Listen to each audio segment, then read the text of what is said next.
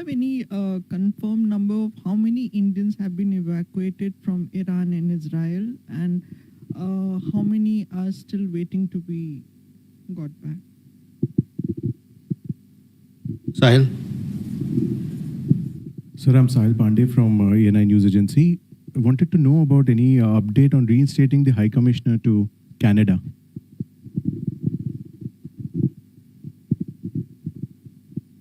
Amir? So this is Soumya from Republic TV. Sir, I have two questions. One on the SEO summit. How do you view China diluting the focus on terrorism, and how is India going to ensure that they are going to make sure that their concerns are being considered under China's chairmanship? And second question on the guidelines that has been issued by the US Embassy with regards to visa applicants, as in their social media handles will be they will be kept in check. So is India going to do something of the same sorts, or is it required that we bring in something similar to that or reciprocal to visa applicants here in India? Please, one question per person. We go there. So this is Archit Mohan from Business Standard. There are reports that China has curtailed its exports of chemicals that are used in manufacturing of fertilizers to India. If you could share with us, have there been any negotiations with the Chinese side? And if there's any follow-up on negotiations on rare earth elements that we import from China? Okay. Akhilesh? Sir, मैं अखिलेश सुमन हूँ दूरदर्शन से। Israel और Iran के बीच में युद्ध विराम हो चुका है, तो ऑपरेशन सिंधु क्या खत्म हो गया है वो या कंटिन्यू करेगा, और कितने लोग आ चुके हैं ऑपरेशन सिंधु के तहत, और उसमें कितने भारतीय हैं, कितने विदेशी नागरिक?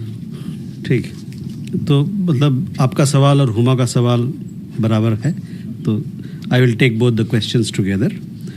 So Huma, first your question on Indians who've been evacuated, other people who've been evacuated from both Israel and Iran. So, see, we launched Operation Sindhu on 18th of June. We have around 10,000 people of Indian community members in Iran, around 40,000 people in Israel who are Indian nationals. From Iran, we have so far evacuated 3,426 Indian nationals, 11 OCI card holders, 9 Nepalese nationals, and some Sri Lankan nationals as well. I'll give you the exact figure, plus 1 Iranian national who happens to be spouse of an Indian national. In all, we mounted 14 flights to bring back Indian nationals from Iran. These flights, they flew from Mashhad, as also from Yerevan in Armenia and Ashgabat in Turkmenistan. I understand that one more flight is to come from, or is on its way from Armenia, and it will land later this evening. With that, we would have completed all the people who wish to be evacuated from Iran, and they would be back home. As far as Israel is concerned, we have so far evacuated 818 Indian nationals in 4 flights. As you are aware, the airspace in Israel was closed, so we had to take our people to bordering countries, that is Jordan and Egypt, and from both these countries, they were put on special flights and they came back home. We are thankful to the governments of Egypt, Jordan, for this support. Our embassies in Israel, in Jordan, in Egypt collaborated very closely with the ministry headquarters here in mounting this operation. And once again, we would like to thank the governments of Israel, Jordan, and Egypt for this support in Operation Sindhu. But we'd also like to thank the governments of Iran. As you would know, that we we made a request, and they opened their airspace for us to evacuate our nationals. We are grateful to the government of Iran for this special gesture. We are also thankful to the government of Turkmenistan and Armenia for helping us evacuate our people. As far as the operation of this Operation Sindhu is concerned, we are assessing the situation on ground, and based on that, we'll take a decision as to whether we continue with it or not. We'll keep you updated in this regard. But as you know, that there's ceasefire, and we had welcomed the ceasefire. Sahil, your question regarding reinstatement of High Commissioner. As you would have seen, we had issued a press release when we had the last meeting of our Prime Minister with Prime Minister Karne on the sidelines of G7 in Kananaskis in Alberta.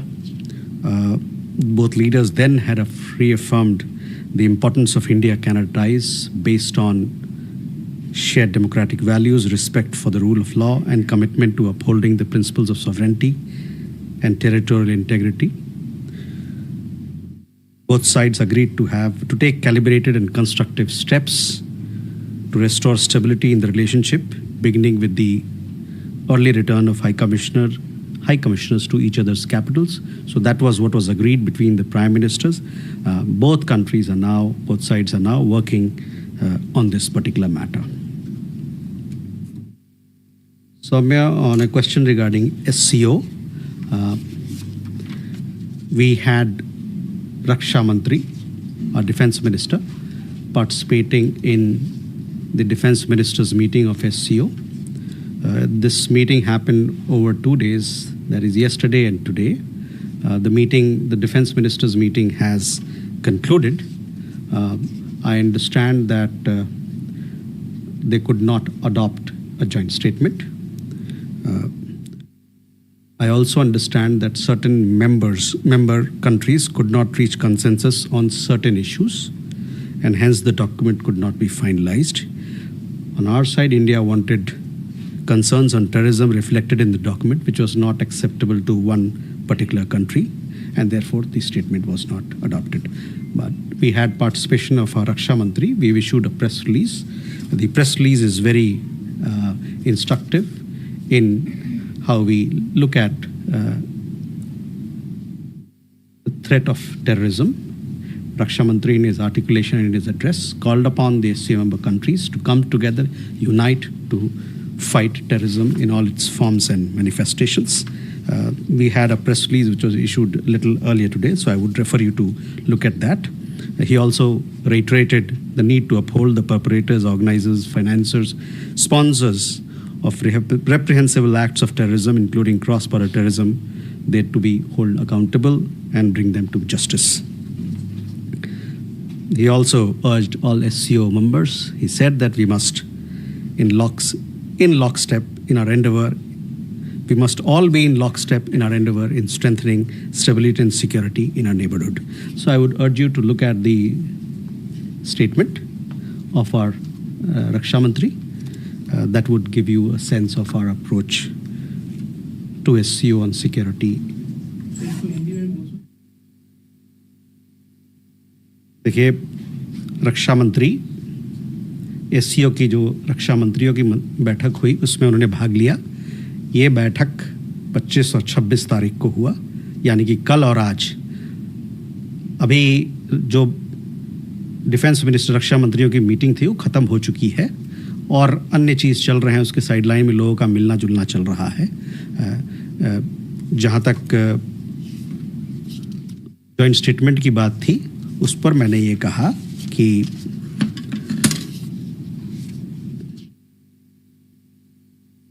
कुछ जो सदस्य लोग हैं SCO के, वो इस बात पर उनकी सहमति नहीं बनी कुछ मुद्दों पर, और इसलिए वो जॉइंट स्टेटमेंट अपनाया नहीं गया.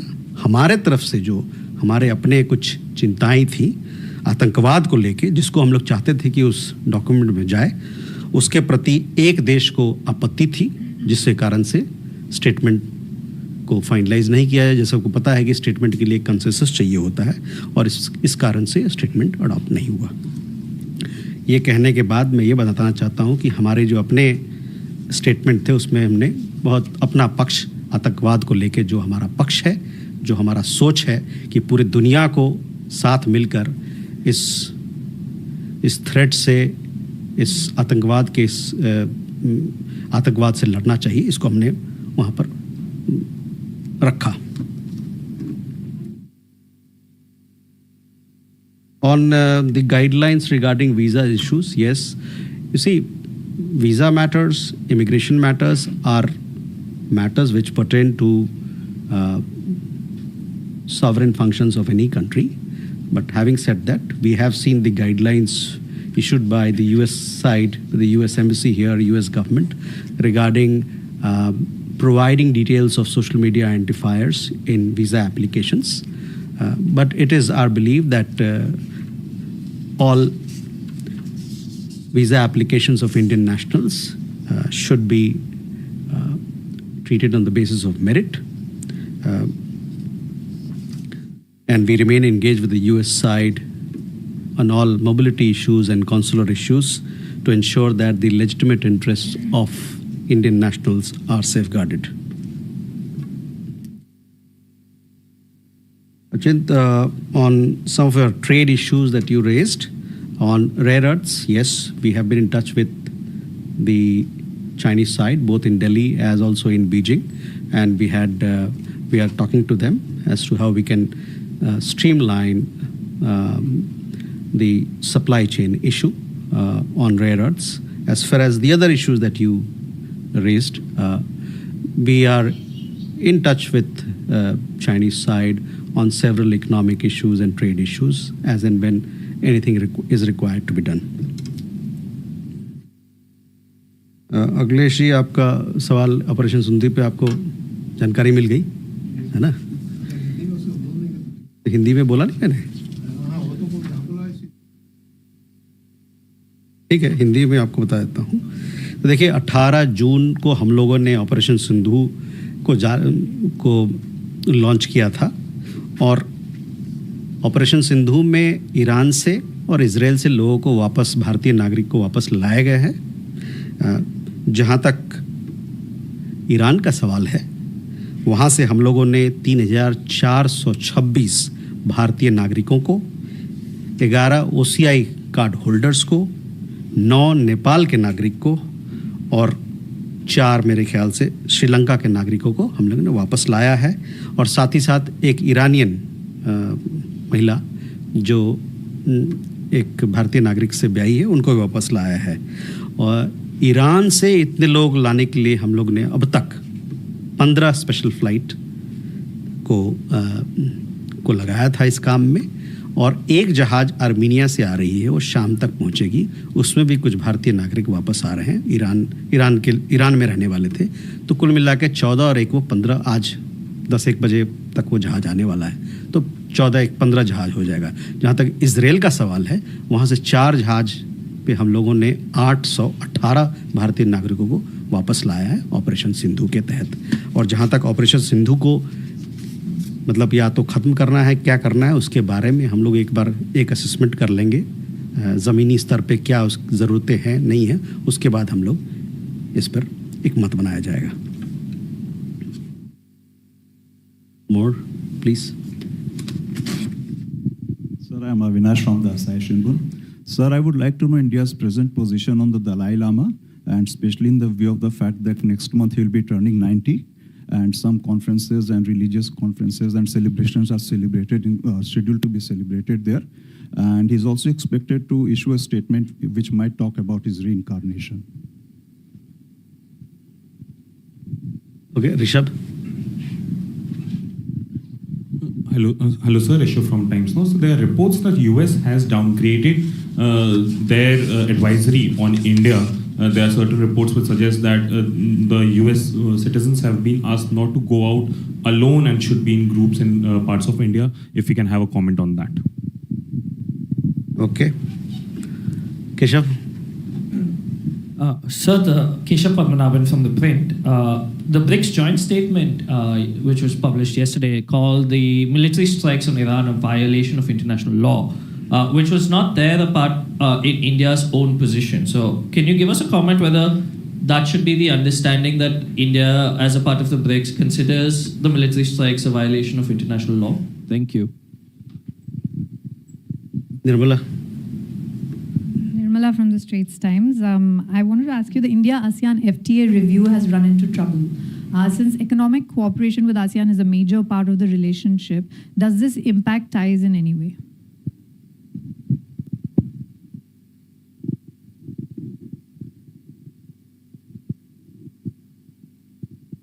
Ghazali. Yeah, sir, Ghazali from NDTV. We believe that in this 12-day war, Mr. Netanyahu also spoke to Prime Minister Modi. So did Prime Minister express any reservation on the strikes on the nuclear installations in Iran? And what is India's stand on Iran's nuclear enrichment program? Okay, Avinash, first your question on Dalai Lama. So, see, on this particular issue, we have already spoken several times, so I would urge you to refer to what we've said on this particular matter. Rishabh, your question regarding travel advisories. Travel advisories are periodically issued by countries based on their assessment of various factors. We have noted that the United States has also updated the travel advisory for India. This happened, I think, on 16th of June. And thereafter, we have been informed by the US authorities that there has been no change in India's advisory level, which remains at level 2, the same as before. And this, the US's advisory level, travel advisory level for India has been at level 2 for several years.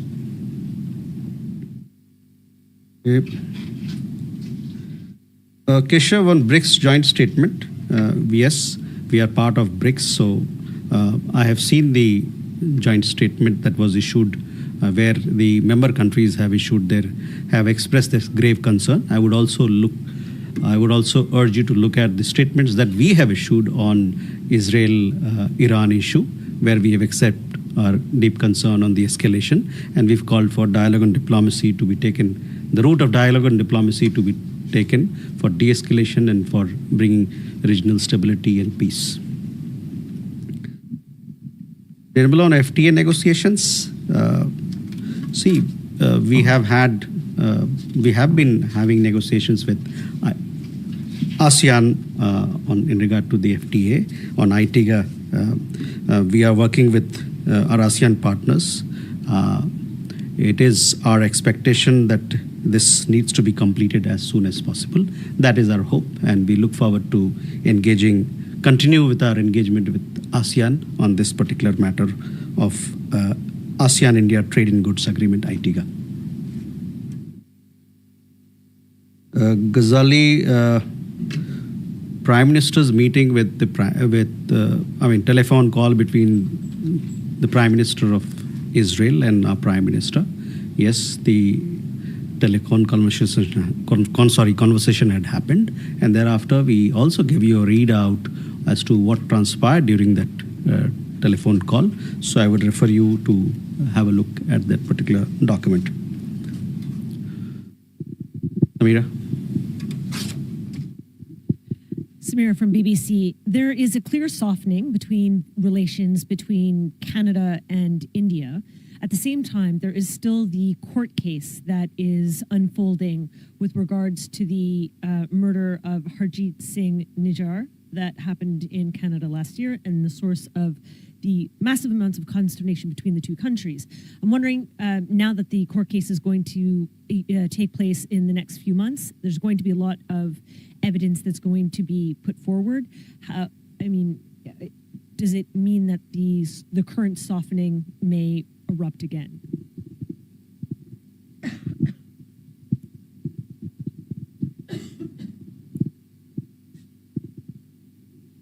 Okay. Shruti? So thank you. And since this is a briefing taking place after some time, if you give us 2 questions, I'll be very happy. Once we have seen President Trump allowing China to, or easing the curbs on picking up oil from Iran. Is India also looking for something similar?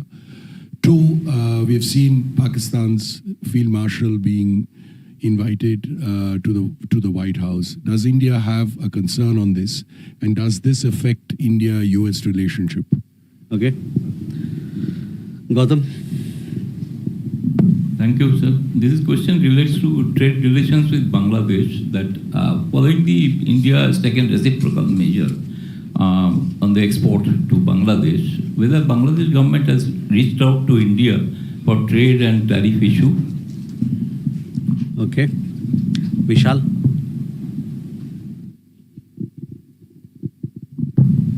Sir मैं विशाल हूँ ABP news से। मेरा सवाल प्रधानमंत्री के आने वाले विदेश दौरों को लेकर है। किन किन देशों का दौरा करने वाले हैं, खासतौर पर ब्राज़ील में ब्रिक्स को लेकर क्या उसके अलग से रूस के साथ में कोई द्विपक्षीय वार्ता होगी या अन्य देशों के साथ में? Kalol. So the Bangladesh Foreign Ministry has held a trilateral meeting with the Chinese and the Pakistani foreign ministries. It's an inaugural trilateral. Do you have a comment on that? Because they have said they share common approach on many, multiple issues. Okay. So, Samira, first your questions regarding India-Canada. See, that particular matter is under judicial process right now. So, we'll have to see how it goes. It's a legal issue. As far as India-Canada relations is concerned, you would have seen that, we had the meeting of our Prime Minister. It was a very productive and a positive meeting. And both sides underlined the need to pursue a constructive and balanced partnership. So we are looking forward to strengthening our partnership with Canada in several respects, in the economic side, trade side, energy side, on mobility side, student exchange. We have a lot of business to do with Canada, and we look forward to it.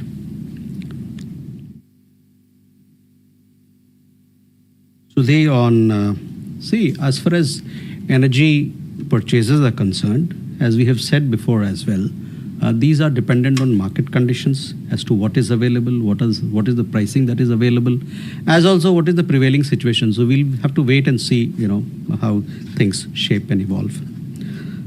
On your questions regarding White House invitation, we have noted the visit. I have no further comment to make. As far as India-US relationship is concerned, let me remind you that our partnership with the United States is wide-ranging, grounded in shared democratic values and growing strategic convergence. The comprehensive global strategic partnership between India and the United States continues to receive high-level attention and is manifested in sustained dialogue and cooperation across sectors, from trade to critical technology to energy, defense, and several other fields. We remain confident in the trajectory of this most consequential partnership of the 21st century.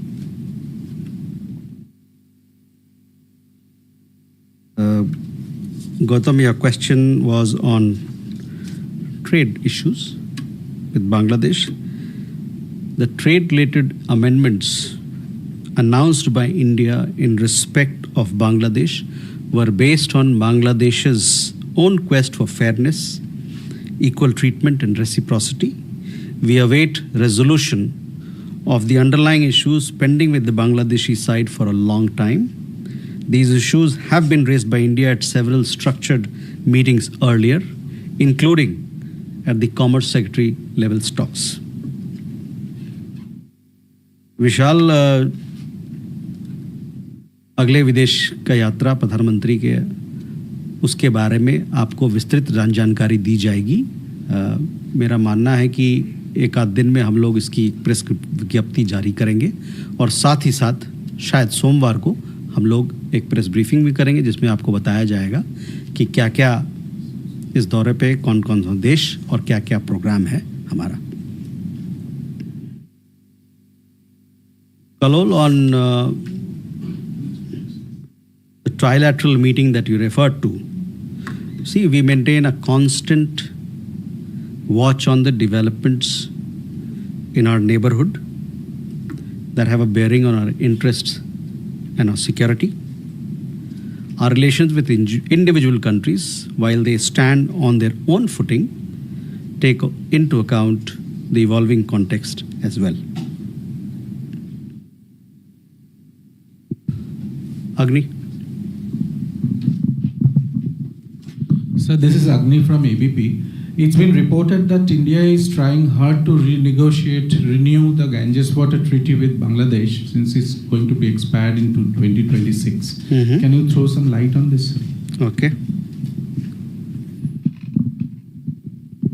Hare? Good evening, sir. Sir, any word on the rescheduling of the visit of Russian Foreign Minister Sergei Lavrov, since it was, postponed or deferred this month? Thank you, sir. Ajay? Sir, good evening. I'm Ajay Banerjee from the Tribune. Sir, I need a little clarification. The press note detailed from Mr. Dowal's visit to China said that the two sides discussed about the possibility of the next SR level talks.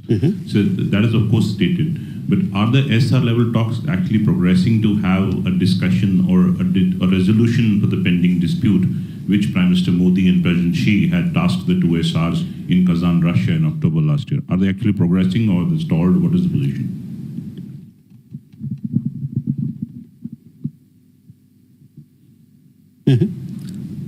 Please.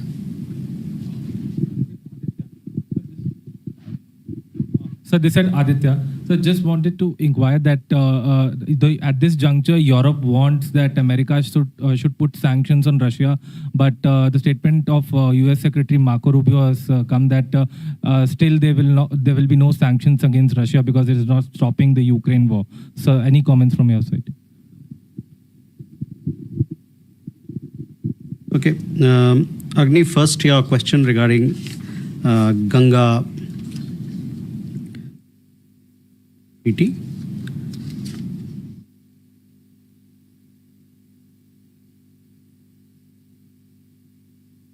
See, both India and Bangladesh, we share 54 rivers, which also includes the Ganga, to discuss all relevant issues that form part of this cooperation. The two countries have a bilateral mechanism in place, which is the Joint Rivers Commission. We also have consultations of concerned state governments, representatives in our own internal consultations on such issues, and to frame our approach. We are prepared to engage with Bangladesh on all matters in an environment that is conducive for mutually beneficial dialogue. There, I don't have any update on the visit of the Foreign Minister of Russia. As and when we have an update for you, we'll share with you. Ajay, on regarding SR talks, see, as and when we have SR level talks, we have kept you updated of the progress of the developments that have happened. I understand that the next SR level talks have to happen in India, for which we had issued, when the National Security Advisor met with the Foreign Minister of China. After that, there was a press release that was issued where we conveyed to you that the 24th round of special representative talks will be held in India at a mutually convenient date. So we'll keep you informed of the progress that is made in that account. Aditya, regarding sanctions, etc., on that you referred to, I have at this point in time, I don't have any comment to make. With that, okay, Gautam da. Hima, you also have a question? Thank you, Gautam Lahiri. There are reports that one Durga temple has been vandalized on the demand of the extremist elements of the Bangladesh, and the local administration had to demolish that. What do you have to say about it? Okay. Uma?